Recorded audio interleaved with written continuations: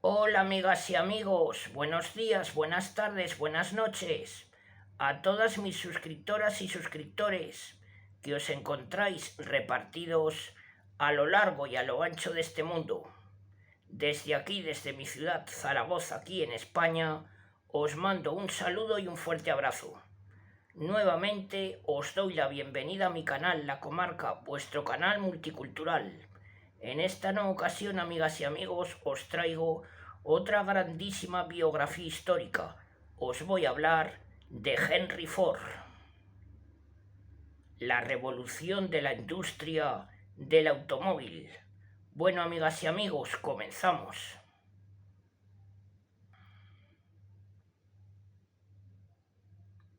Henry Ford falleció el día 7 del mes de abril del año 1947, uno de los más importantes industriales norteamericanos de todos los tiempos. Ha pasado la historia, entre otras cosas, por haber revolucionado el mercado automovilístico tanto en su país natal, Estados Unidos, como en el resto del mundo. Incluso se ha llegado a aplicar el término Fordismo a un sistema de producción que él mismo inventó y que consistía en fabricar un gran número de automóviles mediante la producción en cadena y a muy bajo coste. Su visión globalizadora de la industria del automóvil fue la clave de su éxito. Y no solamente en su país, ya que tuvo la visión de exportar un sistema de franquicias alrededor del mundo que triunfó totalmente. Pero Henry Ford tampoco estuvo exento de polémicas, como la que hace referencia a su antisemitismo.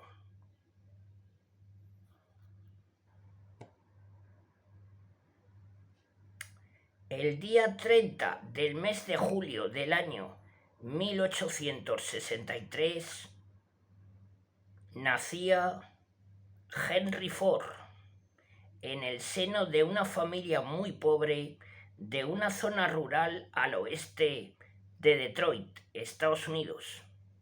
Desde muy pequeño, el joven Henry empezó a contribuir a la economía familiar colaborando en las labores agrícolas. Cuando tenía 10 años, quedó totalmente fascinado al ver por primera vez una máquina de vapor estacionaria que se empleaba para ayudar en las tareas de la granja en la que trabajaba. Gracias a su creador, Fred Redden, Henry aprendió todos sus entresijos y se convenció de que el futuro estaba ligado inexorablemente con todo lo relacionado con el mundo del motor. En el año 1879, Henry abandonó su casa y a su familia para empezar a trabajar como aprendiz de maquinista en las empresas James F. Flower y Bros. Y Detroit Drug Company. 3 años más tarde, en el año 1882, regresó a la granja familiar para encargarse de manejar una máquina de vapor portátil de la marca Westinghouse. Tan experto se hizo en la materia que fue contratado por la propia compañía para dar servicio a los usuarios de sus máquinas de vapor. Durante esa etapa de su vida, se casó con Clara Bryan, activista y sufragista.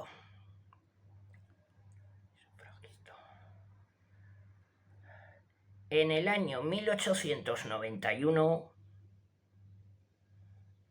las cosas empezaron a cambiar para Henry. Consiguió un puesto como ingeniero en la compañía Edison, donde fue ascendido al puesto de ingeniero jefe en el año 1893.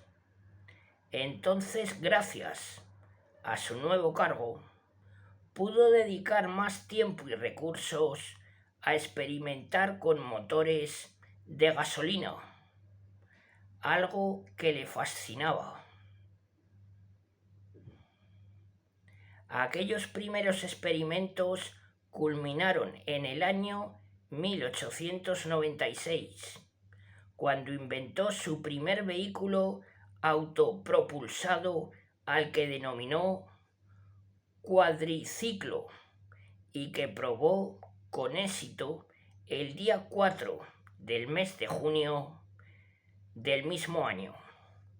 Convencido del futuro de sus proyectos, en 1899 Henry Ford se unió a otros inventores para fundar la Detroit Automobile Company, pero su espíritu innovador y perfeccionista, que primaba más la investigación que el negocio, acabaría llevando a la empresa a la bancarrota.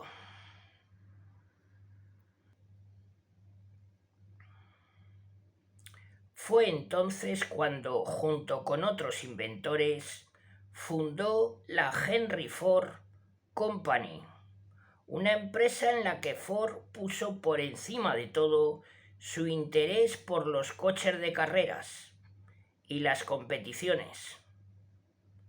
De hecho, el día 10 del mes de octubre del año 1901, condujo él mismo uno de sus vehículos, con el que logró la victoria frente al también ingeniero industrial, diseñador e inventor Alexander Winston.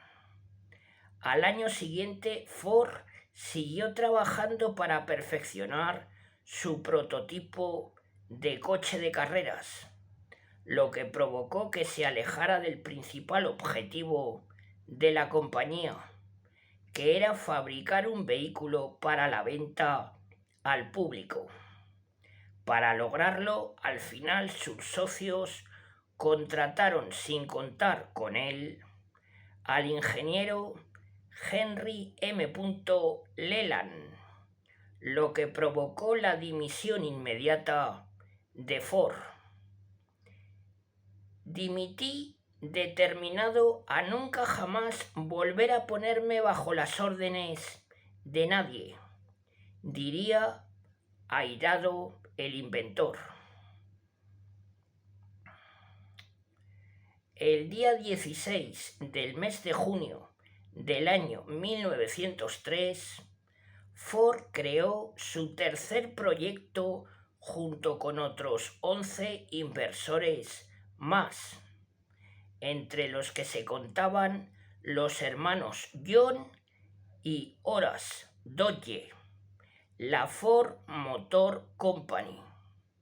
En sus inicios, la compañía disponía de un solo prototipo, construido con la ayuda del ingeniero Childe Harold Willis, que ni tan siquiera estaba terminado. Por aquel entonces el automóvil era un producto de fabricación casi artesanal y con un precio prohibitivo, destinado a un público con un alto poder adquisitivo. Y de nuevo surgieron fricciones en la empresa, mientras que los hermanos Dodge querían producir un modelo de lujo. Ford prefería poner todos sus esfuerzos en la fabricación de un automóvil sencillo, que fuera popular y sobre todo económico, dirigido a un público distinto, la familia media norteamericana. El resultado fue el mítico Ford T. Cuando el vehículo salió de la línea de producción de la fábrica en el año 1908, Henry Ford ya llevaba años buscando la mejor manera de producir más y más barato, y creyó que el mejor modo de hacerlo era aplicar los principios formulados por el ingeniero norteamericano Frederick Taylor, conocidos como Taylorismo, un sistema que consistía en dividir las tareas entre los distintos operarios, cronometrándolos para racionalizar mejor el trabajo de cada uno de ellos.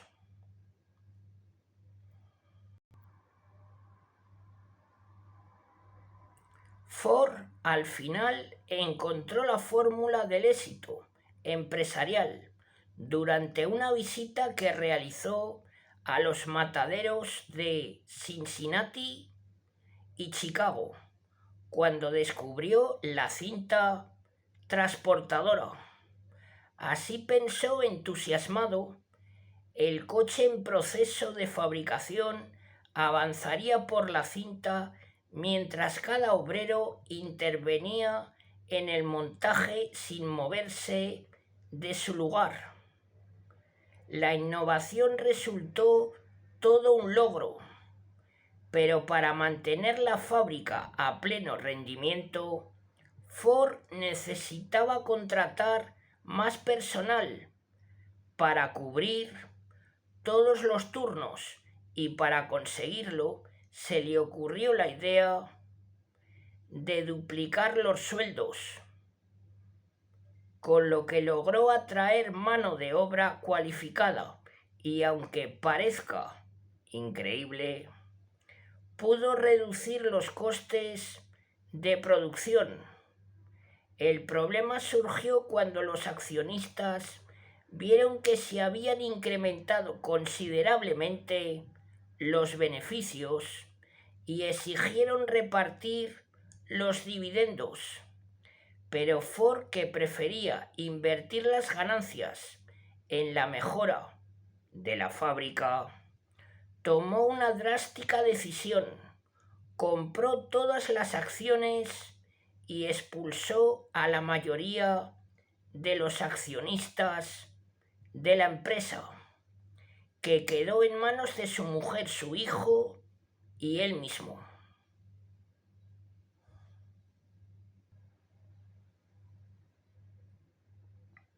En el año 1920, Ford publicó varios libros.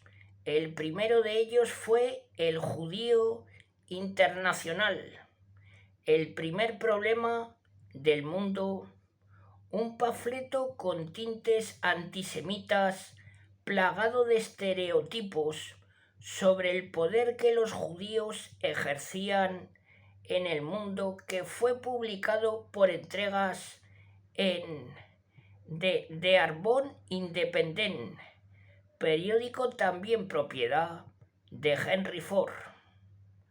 Más tarde publicaría My Life and World, Mi vida y obra, seguido por Hoy y Mañana, que también tuvo un enorme éxito. El especialista en historia económica Stephen J. Link explica en su libro Forjando el Fordismo Global, la Alemania nazi, la Rusia soviética y la lucha por el orden industrial,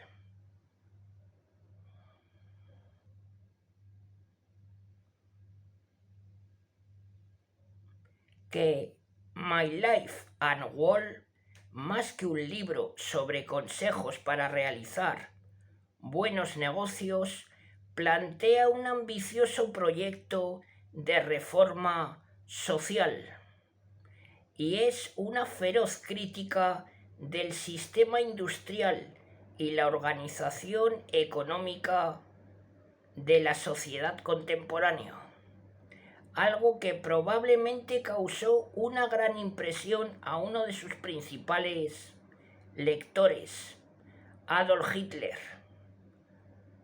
En la década de 1930, los alemanes, a diferencia de lo que hacían otros países del mundo, que enviaban a sus propios ingenieros a Detroit para que trabajasen en las fábricas de Ford, decidieron invertir en su propio país.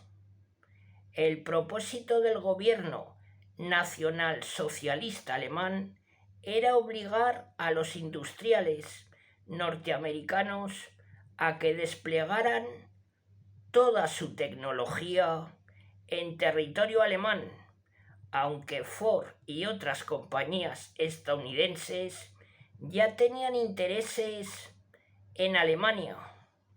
Para ello mandaron delegaciones a Detroit en busca de ideas y de maquinaria, y dieron un paso más. Contrataron personal cualificado, preferiblemente de origen germánico, ofreciéndoles unas condiciones de trabajo tan favorables que no las podrían rechazar. La iniciativa fue un éxito. Ford invirtió y desarrolló sus plantas de producción en Alemania, aunque no fue el único. La General Motors, por ejemplo, construyó en Brandenburgo, junto a la alemana Opel, una fábrica de camiones con una tecnología de vanguardia y con unas plantas de fabricación que se adaptaban perfectamente a la producción militar. Gracias a ello, las fábricas alemanas iniciaron la construcción del mítico escarabajo de Volkswagen, un vehículo a imagen y semejanza del Ford T. que resultaba asequible para las familias alemanas más humildes. Esta colaboración hizo que cuando estalló la Segunda Guerra Mundial en el año 1939, más del 60% de la flota alemana de camiones hubiera sido producida en una planta de fabricación estadounidense. Durante el conflicto, todas aquellas fábricas pasaron a producir y desarrollar armamento, con lo que se convirtieron en un objetivo prioritario de los bombardeos aliados. Un año antes, el día 30 del mes de julio del año 1938, justo el día en que Henry Ford cumplía 75 años, el industrial había sido condecorado con la mayor distinción que el gobierno nazi podía otorgar a un extranjero, la Gran Cruz de la Orden del Águila, que le impuso el cónsul alemán en Cleveland. Esto causó una enorme polémica en su país, y Ford diría al respecto: mi aceptación de una medalla del pueblo alemán no implica, como algunos parecen pensar, ninguna simpatía de mi parte con el nazismo. Quienes hace años que me conocen saben que cualquier cosa que engendre odio me repugna. Ford fue siempre un firme defensor de la no participación de Estados Unidos en la guerra. Pero tras el ataque japonés a Pearl Harbor en el año 1941, el industrial puso todos los recursos de sus empresas al servicio del gobierno, contribuyendo desde entonces al esfuerzo bélico de su país.